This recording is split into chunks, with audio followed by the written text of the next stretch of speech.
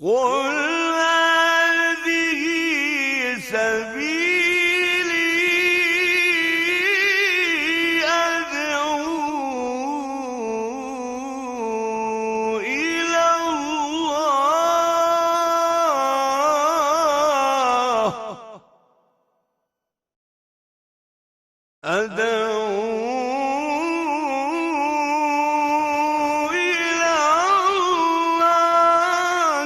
على بصيرة أنا ومن اتبعني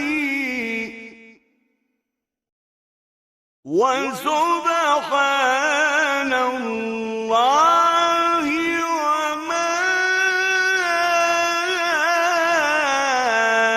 أنا من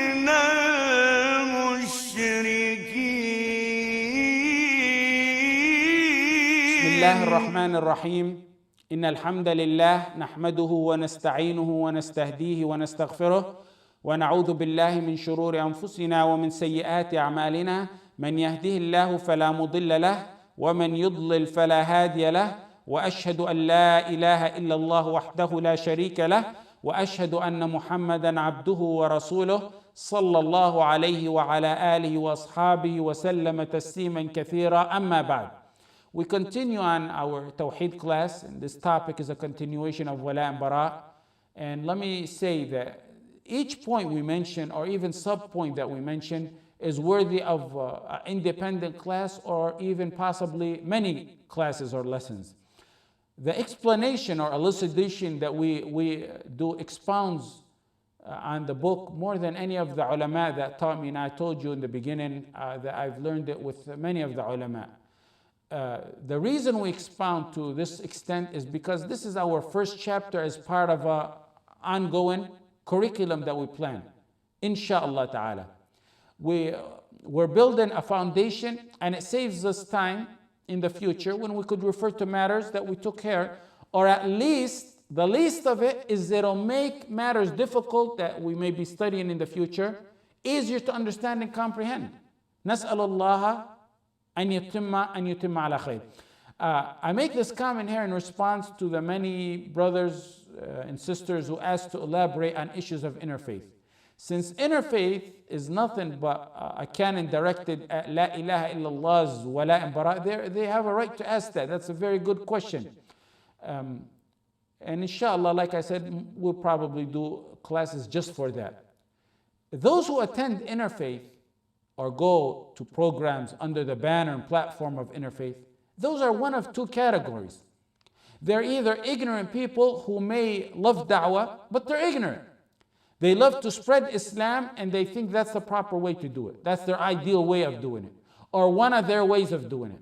Those are the type of people who should temporarily withdraw from da'wah and the da'wah field and arena and sit back and learn before they misguide and get sins instead of the deeds that they're expecting.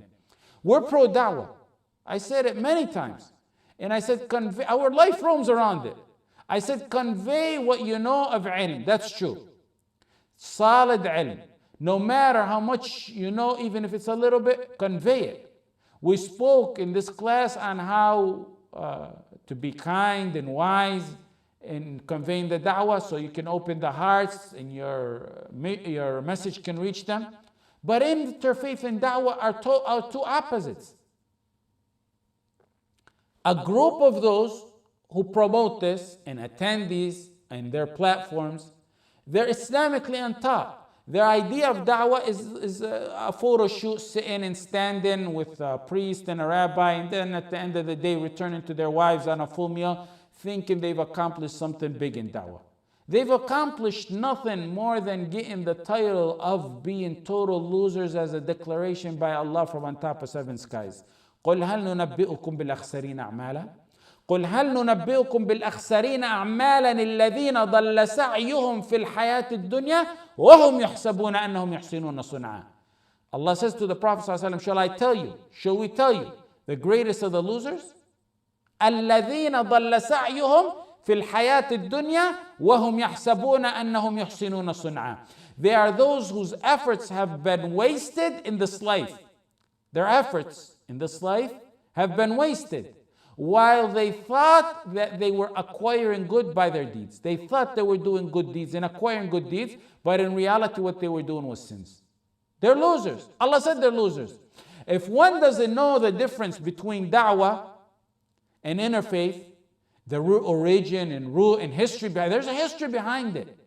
If one doesn't know that, if he doesn't know how it started in Judaism and how it started in Christianity, and then how in some of the so-called Muslims began to promote it, and who and why and their agenda, it's a history behind it. Then one at the end, then he goes to interfaith and blames you, why you talk about interfaith? That's, I'm doing da'wah.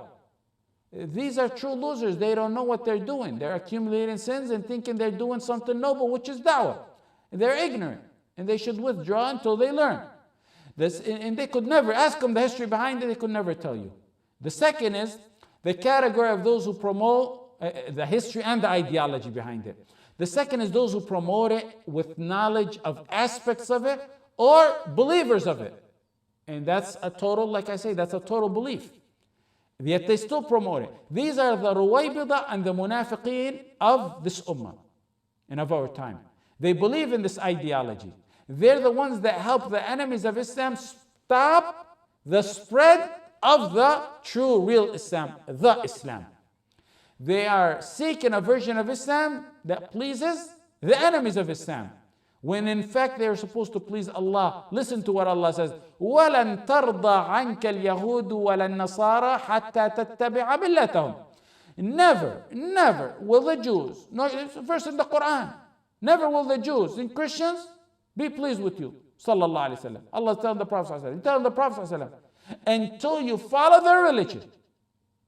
So now, if followers of the ideology or faith of any faith or ideology or religion, they say that Muslim, that preacher, that sheikh, that group, that organization, that's good, they're not Muslims and they say that, that means one of two things. That means either number one, they're liars, they're just saying that. Or number two, if they're truthful, that means that person, that sheikh, that organization is not on the path in the Islam of the Prophet Muhammad sallallahu alaihi wasallam. Because Allah said, وَلَن تَرْضَى. وَلَن تَرْضَى. Allah doesn't lie. وَمَنْ أَصْدَقُ مِنَ اللَّهِ قِيلًا. وَلَن تَرْضَى عَنْكَ الْيَهُودُ وَلَا النَّصَارَى حَتَّى تَتَّبِعَ مِلَّتَهُم. So if they will never be pleased with you, should we join them? The next part of the ayah. What do? Allah keeps giving us guidance. Allah says, قُلْ إِنَّ هُدَى اللَّهِ الْهُدَى. Tell them the guidance, all the guidance, the only guidance, all the guidance is the guidance of Allah. Don't follow in that. Don't follow in the interfaith and in their footsteps. The guidance, all the guidance is the guidance of Allah. Interfaith is a kufr ideology. Da'wah is the path of our beloved Muhammad sallallahu alaihi wasallam.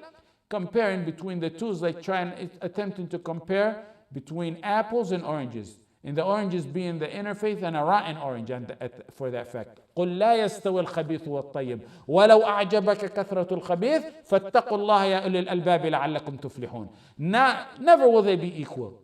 Never will they be equal. They're not equal. The things that are filth, the filth can never be equal to the good. The filth, for example, like interfaith, can never be equal to the good, طيب, like da'wah. وَلَوْ أَعْجَبَكَ كَثْرَةُ الْخَبِيثِ. The next part of the verse is, even though the abundance of the filth may dazzle you. When you look around, actually that's what scores points for dua today. وَلَوْ أَعْجَبَكَ كَثْرَةُ الْخَبِيثِ. Even if it dazzles you. Abu al-Wafa ibn Aqil, who died 513 years after the Hijrah, he said, إذا أردت أن تعرف محل الإسلام من أهل الزمان إذا أردت أن تعرف محل الإسلام من أهل الزمان. If you want to see the status of Islam in any era, فلا تنظر إلى زحامهم في أبواب الجوامع. فلا تنظر إلى زحامهم في أبواب الجوامع. Don't look to how crowded they are at the doors of the masajid. ولا ضجيجهم في الموقف بلبيك. ولا ضجيجهم في الموقف بلبيك. Nor look at their loud wailing of labbaik during Hajj. That's not what you look at. وإنما انظر إلى مواطأتهم أعداء الشريعة وإنما انظر إلى مواطأتهم أعداء الشريعة. Rather look to their status in ولاء براء. Look to their status in ولاء براء. So he's saying, if you want to see the status of Islam in any era, don't go to the masjids, the doors of the masjid, see how crowded they are over there. Don't go see how loud they are in Labbaik. Go to their level of wala and bara and see what level it's at. Like I said last week, wala and bara was such a simple matter until the underdeveloped minds wanted to give their input and cast doubts. So the ulama had to stand up and show the pure form of this matter. Now we have the modernists and even all kinds of groups who've been casting doubts, and if we respond to them, we would stay here in this topic for weeks to come. I advise those who can read in Arabic, and I'm not sure if it's translated, a great book on this topic by Sheikh Bakr Abu Zaid on interfaith. May Allah raise his rank to Firdaus. And there's also another book, better than that one, a 4-volume, in-depth book by a professor called Al-Qadi on interfaith. Amazing book that talks in depth about it. So the next point I want to mention, I mentioned last class that many had drastic change in their wala and bara in the past decade, and they molted in their belief like snakes molt their skin. We spoke on that. This happened in both the Muslim world and in the West in the past decade or so. What I needed to finish off mentioning that I said I will talk about is that some of them attribute their drastic change in wala and bara and justify it by using a Shafi'i's change in his madhab. Some of them, you hear them say, we changed like a Shafi'i changed. Shafi'i changed, we changed. What happened is, a Shafi'i basically has two madhabs. While initially, in his early part of his life, he was in Iraq. He had his rulings, his teachings, his writings, and his students there. Then he traveled to Masr later on in his life. Then he had his readings, rulings, teachings, and writings, and students there. Many of those who changed in their aqidah say they changed like the Shafi'i changed. Well, let me respond quickly to that so we won't be fooled by that. Oh yeah, Shafi'i changed, so yeah, later on you want to change your deen and molt in your deen, you can change. Ibn al-Qayyim in A'lam al-Muwaqqi'in said a faqih, to give a ruling, in addition to the textual knowledge of the Quran, Sunnah, Ijma', he has to know the tradition, the time and the custom, the settings that surround the matter he's going to be talking about. A faqih must know that, but that's in fiqh. Aqidah doesn't change. And even in fiqh, the entire madhab doesn't change like a Shafi'i changed based on traditions or customs or timings or places. It may be a few issues that those timings and settings and the people and the status, a few issues that may affect them, may. You have to know it. The change of Shafi'i that happened with his madhab was due to exposure to more proof. Because when he left Iraq, he went and accumulated more proof. If you analyze, number one, if you analyze the madhab of Shafi'i, he didn't change after he got to Egypt. His reform and change began before he left Iraq. Right before he left Iraq, he began to change. The change in Iraq before he left to Egypt was because more proof was reaching him. His change was not to make the inhabitants of a country happy or make it easier or to please authorities or anything of that nature. It was because of more exposure to proof. And it started where? It started in Iraq. Second point, had Shafi'i intended on making two madhabs, one for his country, each country that he was at, one in Masr, one in Egypt, based on traditions or to please Western authorities there or whatever it may be, what other factor they may claim, he would have said, I wrote this in Egypt, and that's for Egypt. And what I had wrote in Iraq, that's for Iraq. Had he said that, we would understand that every country has its own circumstances and different set of rulings from the Quran and Sunnah. That's not a Shafi'i. That's not the way Shafi'i works. Al-Shafi'i actually is quoted as saying the opposite to that, because that's not how Al-Shafi'i works.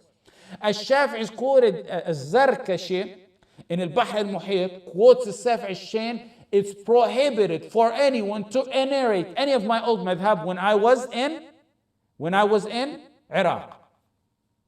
He didn't base his new change on circumstances, climate, lifestyles, and wishes of the people, or to make it easier to please authorities, but rather on more proof that he was exposed to. He clearly abrogated his old madhab. The third point on this matter, had it been that he changed because different fatwas suit different people in different countries, his students who know him best in Iraq would have kept promoting his work in Iraq, and they did not do that. Number 4, I'll slow down a little bit, inshallah. The real, genuine followers of Shafi'i, and they know him best, never mentioned that he changed because of a different country or different people or circumstances or any of that. In fact, if you analyze and read carefully, you would realize that when and if his students, because some of his students became mujtahideen, if any of them adopted opinions from his old madhab that he changed from, because they deemed it strong, they adopted that opinion because as mujtahideen they deemed that opinion strong, they would take that opinion but not attribute it to their sheikh, because he retracted his entire madhab. If they preferred one of his old opinions and they chose it because they're mujtahideen, they would use it without attributing that to him. Why? Because he abrogated it. They're doing it on their own. They don't want to attribute something to him that he didn't want. Now, a fifth point, if a Shafi'i changed his fiqh based on change of countries and nature of people or circumstances or whatever reason people claim, if it was not based on proof, then he would have said, only people of Egypt follow this madhab, and only the people of Egypt. And if you're Iraq, follow the madhab in Iraq, and no one else.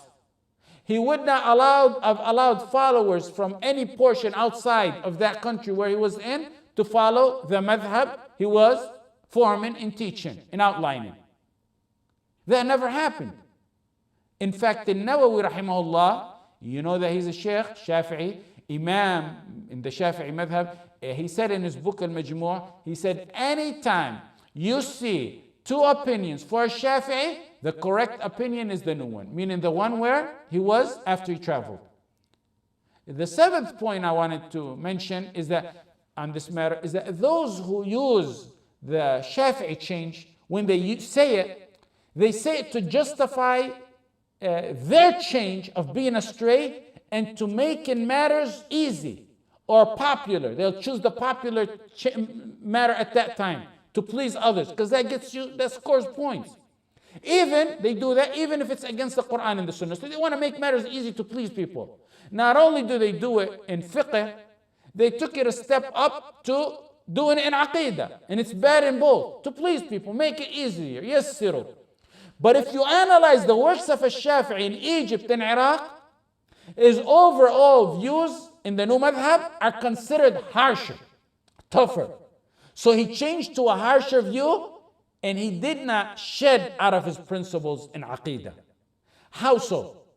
Look at his usul, his principles that he founded his madhab on, his new madhab, the changes that took effect. In his new madhab, he based a lot on precaution. When you base a lot on precaution, that makes matters tougher.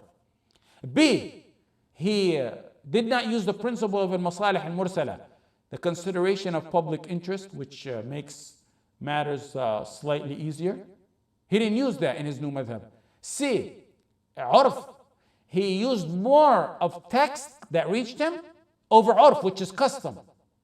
You understand more what I mean when he changed those principles, how he changed to a harsher view. Not a harsher, but the correct view. But it was harsher than the old view. In Iraq, he used to, for example, dislike using silver and gold plates. When he went to Masr, he said it's haram. So in Iraq was makruh, in Masr it's haram. It changed to a harsher view. In Iraq adopted that if one forgets al-Fatiha in Salah, he doesn't have to make it up. In Egypt said, one must make it up, meaning if you remember afterwards, you have to make it up. So he changed to a harsher view. In Iraq, he used to say that washing from a dog's saliva is not obligatory. It's not wajib. When he went to Masr, he changed to the opinion that was obligatory. So he went to a harsher view. So don't use the Shafi as justification. Another example, in Iraq, he used to say, if one doesn't follow the order in wudu, like if he does his feet before his face, that's acceptable in the madhab. It's not preferred, but it's acceptable. When he went to Egypt, he said, if you don't do the wudu in order, then that invalidates the wudu and you must repeat it. In Iraq, he used to say that one sleeping does not negate wudu. When he got to Egypt, he changed that view and he said, sleeping negates one's wudu. In Iraq, he ruled that if a woman has a husband, you know how they used to go back on a journey back then, sometimes they wouldn't return. He said, after 4 years expire, she can consider him dead and do the iddah automatically. His new madhab in Egypt, he ruled that she cannot make her iddah after 4 years, nor marry. She has to keep waiting. Absolutely wait until he returns. Could be 10 years or more. Of course, there's other ways around it, but before he said automatically 4 years. Now he said no, not even 4. 10 years, it doesn't matter. There's, like I say, there's other detailed ways around the matter where she can go to a Khalifa or a judge. This particular fiqh matter has two opinions by Sahaba. Ibn Abbas had the same view that Shafi'i had in his old madhab, which is the easier of the two. Ibn Abbas had his opinion in Iraq, 4 years. There's another opinion on this matter by Ali ibn Abi Talib radiallahu anh, and that he must wait no matter how long, which is the harsher of the two. Ali's opinion radiallahu anh is harsher than the first one by Ibn Abbas. There's a choice between two Sahaba's opinions. In the new madhab, he left the easier opinion. He could have chosen either one because this is the Sahaba's view. He could have chosen either one. He chose the opinion of you got to keep waiting and waiting and waiting. It could be 10 years, 15 years. The point of all this is don't disrespect the Shafi'i and change and then claim that your change is like a Shafi'i. The Shafi'i's change was because he left Iraq and he traveled through Mecca and Al-Hijaz.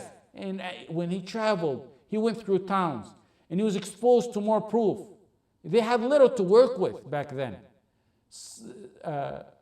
His change was in fiqh, not in aqidah and wala and bara. And when you ask these people changing wala and bara, they claim loosely, oh, we're like a Shafi'i. Back then, they didn't have an iPhone with 6,000 volumes on it and you could click search on a word and get all the references on that. They had little to work with. They had to travel continents to get a hadith. Imam Ahmad, who's considered a student of a Shafi'i, said, as in Manaqib al-Shafi'i, al-Bayhaqi, he said Shafi'i began to outline his new madhab at the end of his time in Iraq. But like I said in the earlier, but he wasn't able to affirm it until he got to Egypt. So stick to the teachings of Egypt, his teaching in Egypt. And you know, Imam Ahmad is a student of a Shafi'i. Shafi'i changed because of, like I say, exposure to more proof. And he changed to a harsher view, not for nifaq and pleasing the enemies of Islam, and not even in aqidah, it was in the fiqh matters.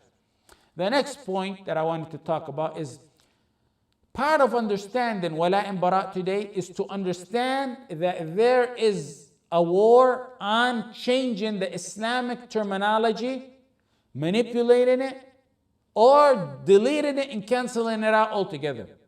It's both a shaitanic, pharaonic tactic. And the munafiqeen of today follow in the steps, no other than the footsteps of the shaitan and Fir'aun. They either change the terms, or they change the meaning, the definition of it, or they try to cancel it out. When the shaitan told Adam alayhi salam to eat from the tree, he didn't just say eat from the tree. He masked it with something nice, made it look good. هل أدلك على شجرة الخلد وملك لا يبلى هل أدلك على شجرة الخلد وملك لا يبلى. O Adam, shall I lead you to the tree of eternity? He didn't just say tree, he said tree of eternity, making it seem like it's good. Shaitanic terminology. It's a scheme to convince one that something doomed is actually good. That's how they convince people, changing the terms, the Islamic titles. It's a prophecy by the Prophet Muhammad sallallahu alaihi wasallam. لا يشربن ناس من أمة الخمر يسمونها بغير اسمها. In Sunan Abi Dawud. There's another narration in Ibn Majah. لا تنتهي الليالي والأيام حتى تشرب طائفة من أمة الخمر ويسمونها بغير اسمها. These hadith, the Prophet ﷺ saying they're going to be a group in this ummah who will drink alcohol, yet name it some other name. Like alcohol and name it another name. And likewise, usury and name it interest.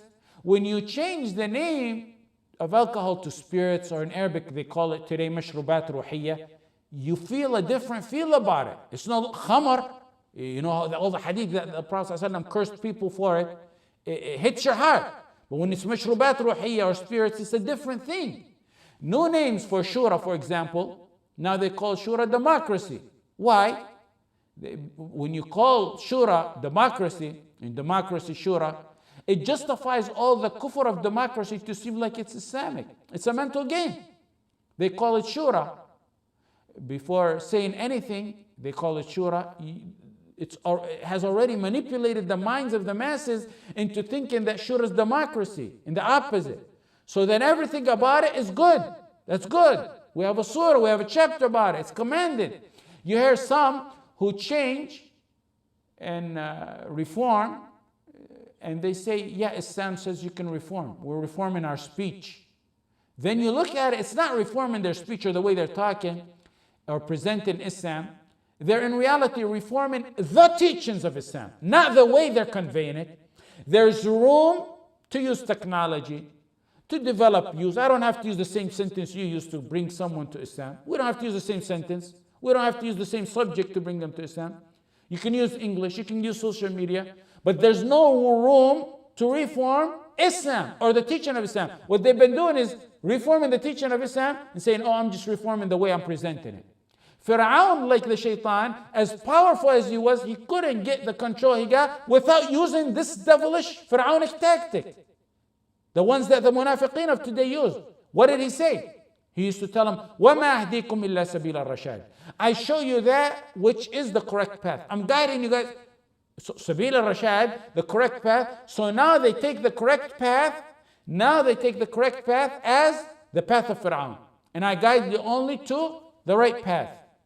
He changed Sabil al-Rashad, the path of right policy, to being his path. Now the right path is the right path. That's what the masses think.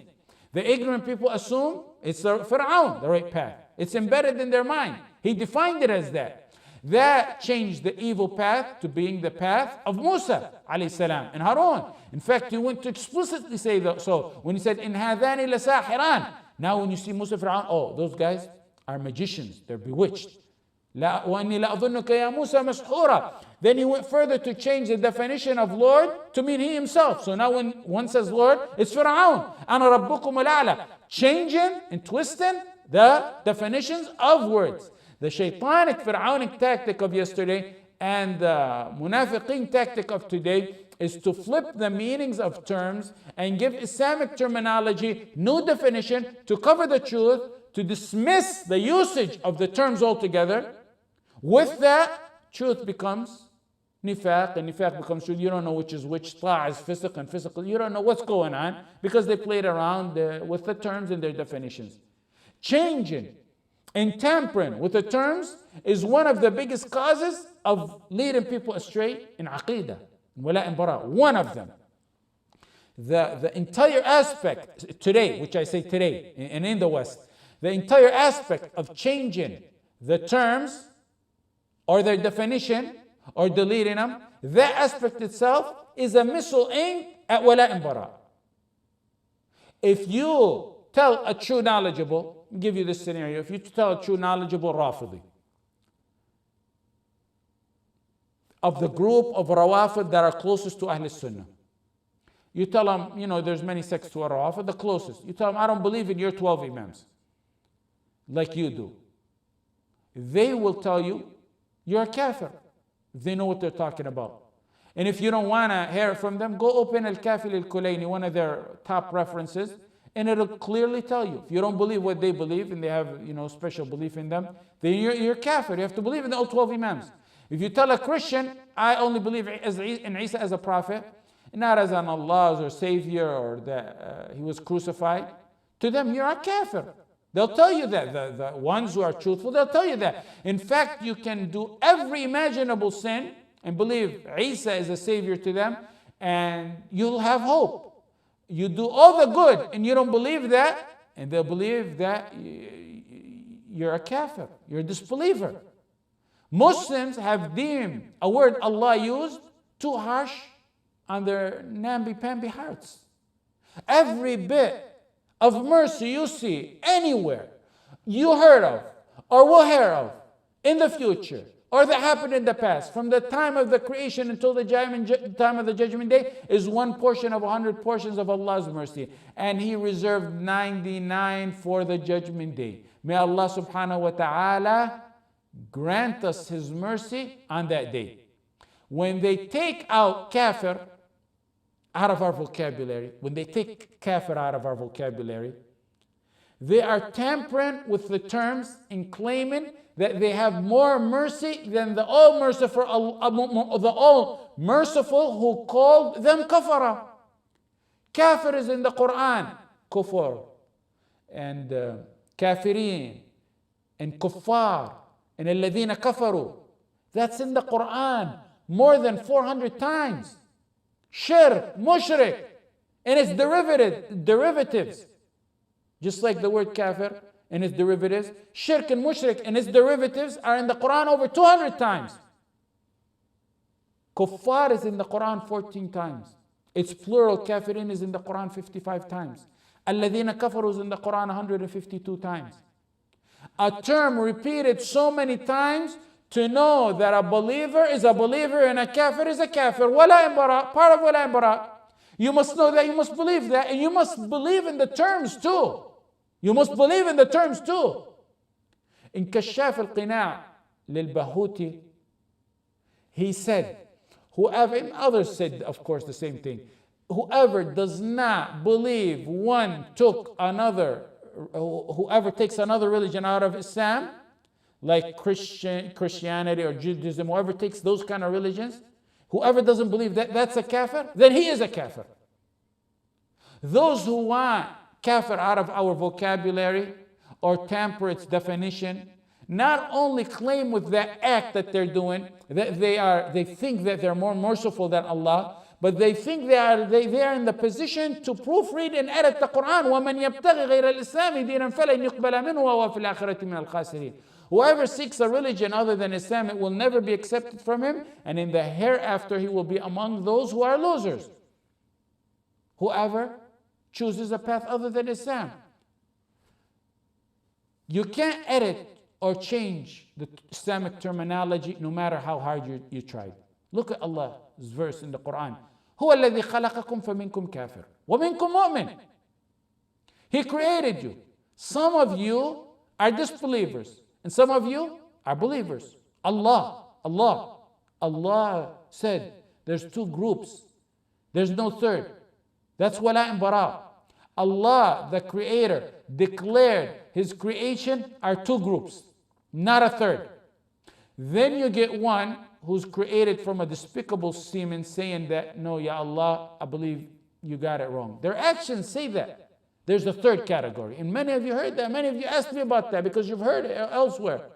That's in reality what they're saying. مَعَاذَ اللَّهِ وَتَعَالَى اللَّهُ عَنْ ذَلِكَ عُلُوًّا كَبِيرًا. Ibn al-Qayyim back in the days wrote about this. He said about those who play with the terminology. He said they added to the sin of committing a sin, the sin of playing trickery with Allah. He said that's khida', that's ghish, that's nifaq, that's deception, that's cheating, that's hypocrisy. Changing the terminology. But you know what he was talking about? Back in the day, they weren't playing with the terms of aqidah. They were playing with the terminology of prohibitions, which is bad as well, like alcohol, changing its name to justify it. He said, in addition to whatever sin they did, they added to it a bigger sin, which is playing trickery and games with Allah by changing the name. Imagine if he lived to see those who are here today changing the terms, not in matters of halal and haram, but at the core of la ilaha illallah and words inside the Quran.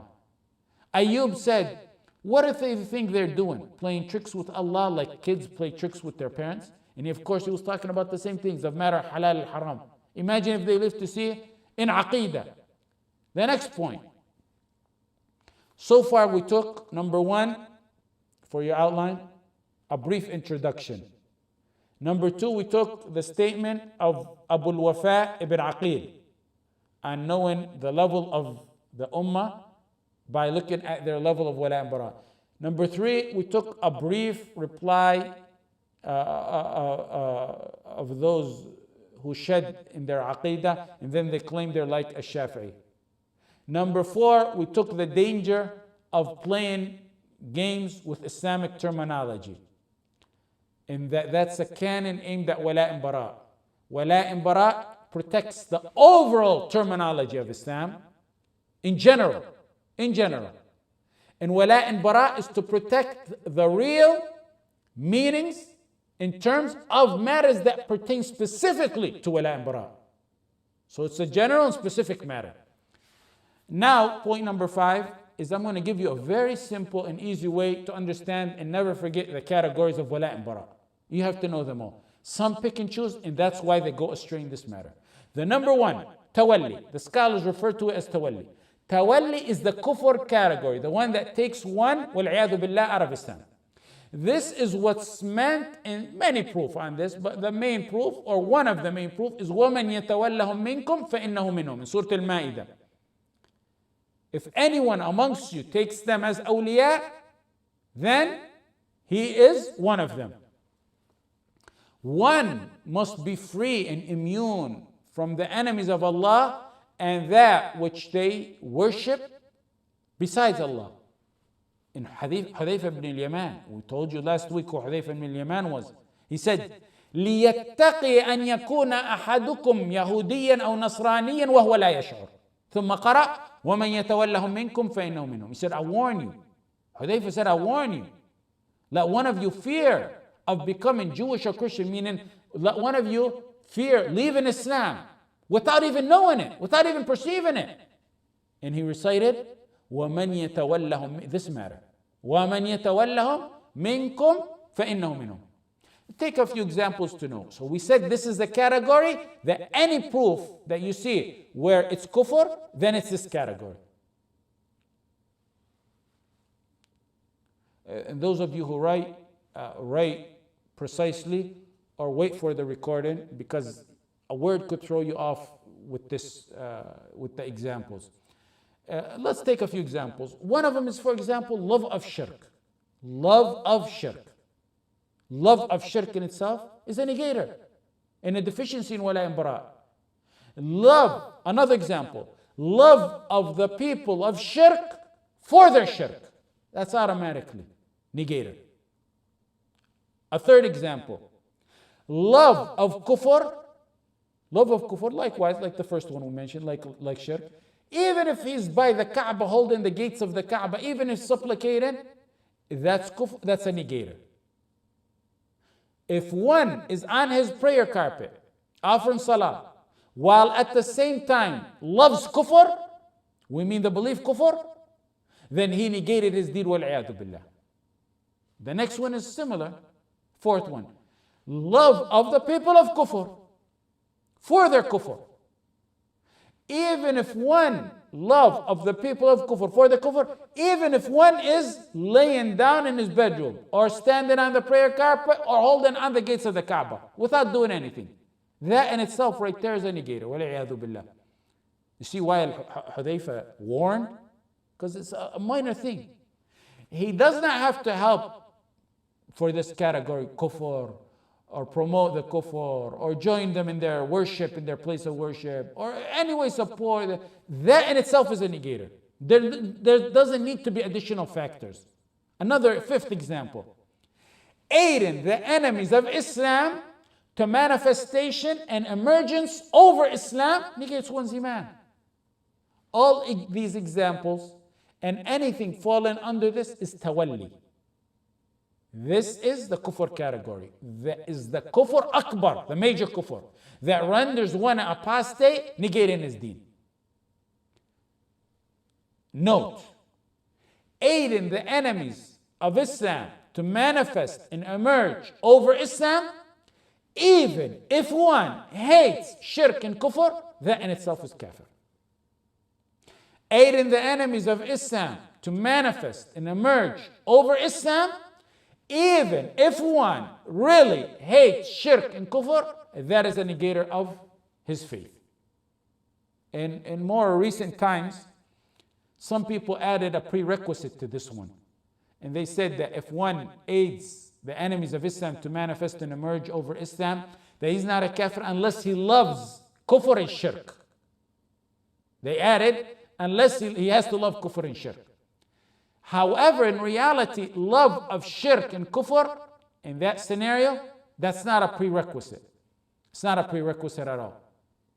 The talk on the story of Hatib ibn Abi Balta'a, which both sides use, is very lengthy, and we really can't go through it because it's very lengthy.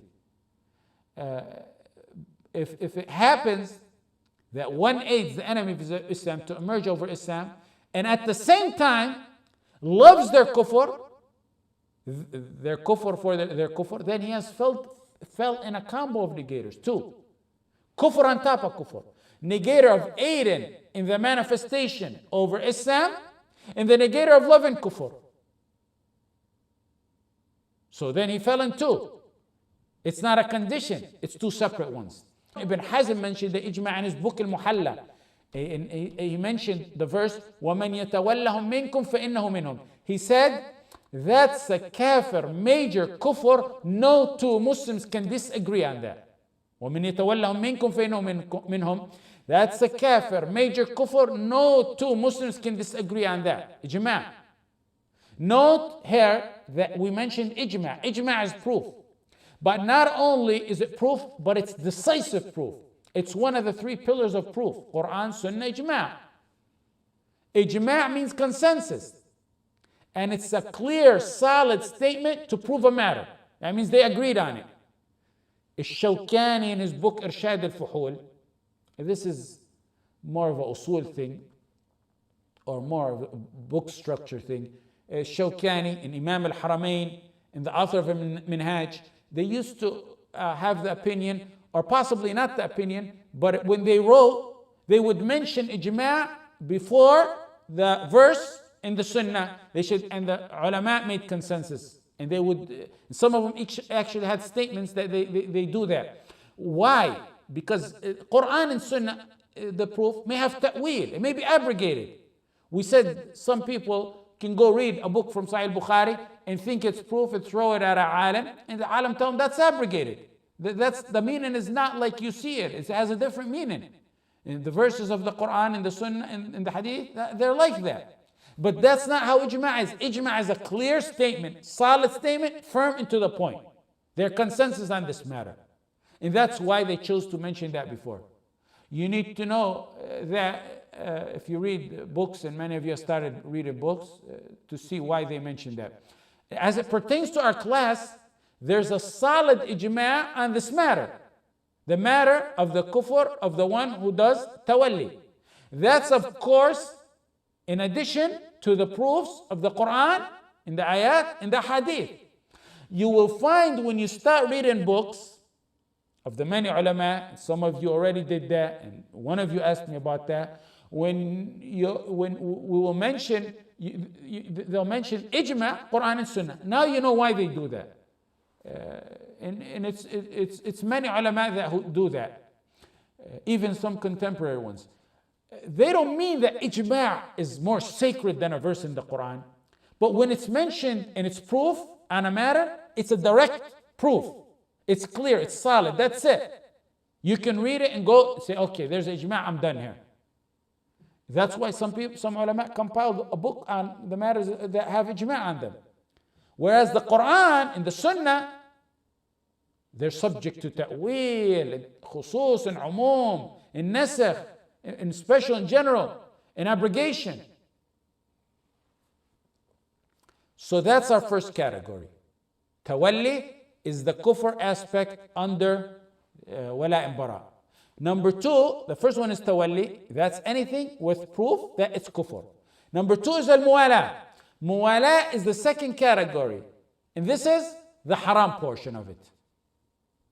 It's everything where the proof indicates that it's short of kufr, which means it's haram, it's prohibited. Matters that pertain to wala and bara that fall short of kufr. They're haram. They don't reach the level of a negator. But for example, giving salam to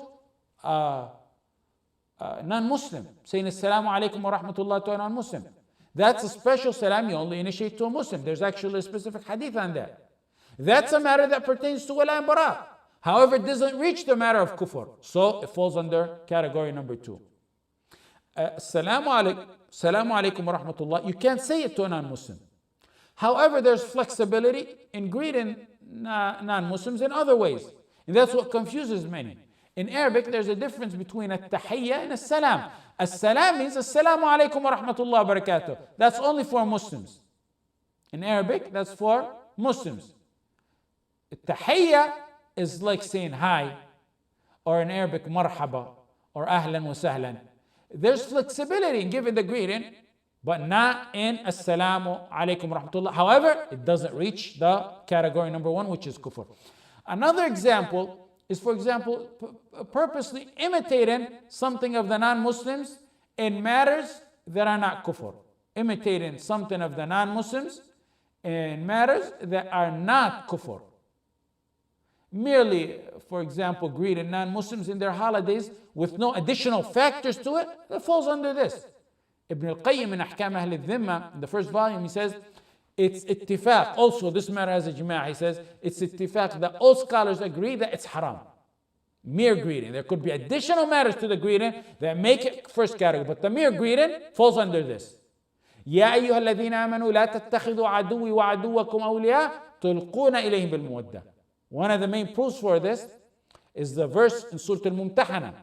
يا أيها الذين آمنوا لا تتخذوا عدوي وعدوكم أولياء تلقون إليهم بالمودة وقد كفروا بما جاءكم الحق. O you who believe, take not my enemies and your enemies as awliya, showing mawadda towards them while they have disbelieved in that which has come of truth to you. This is the first verse in the surah. Note how it starts off saying, Ya ayyuhalladhina amanu. He called them believers. Even though in the next sentence he says, showing mawadda. Tulquna ilayhim bil mawadda. You show them mawadda. He addressed them as believers. Otherwise he would have called them something else. But when he addressed them as believers and he said, Tulquna ilayhim bil mawadda. Tulquna ilayhim bil mawadda. You give mawadda to them. That means they're still believers. Because it's the mawadda that you're not supposed to do, but it falls short from the first category because he called them believers. So this is the prohibited one. The third and last category is a permissible part, the permissible kind of relationship with the non-Muslims. And that's in the verse, لا ينهاكم الله عن الذين لم يقاتلوكم في الدين ولم يخرجوكم من دياركم أن تبروهم وتقسطوا إليهم. Allah does not forbid you to deal justly and kindly with those who fought against, with those who did not fight against you on the account of your religion, nor drove you out of your homes. Allah loves those who deal with equity. Inna Allah yuhibbul muqsitin. This is in the same surah. This verse is clear on this matter. Very clear. This is the third category.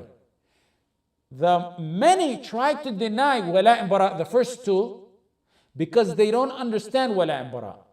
Part of wala and bara is that there's permission to be kind and just to others. That's part of the understanding of wala and bara.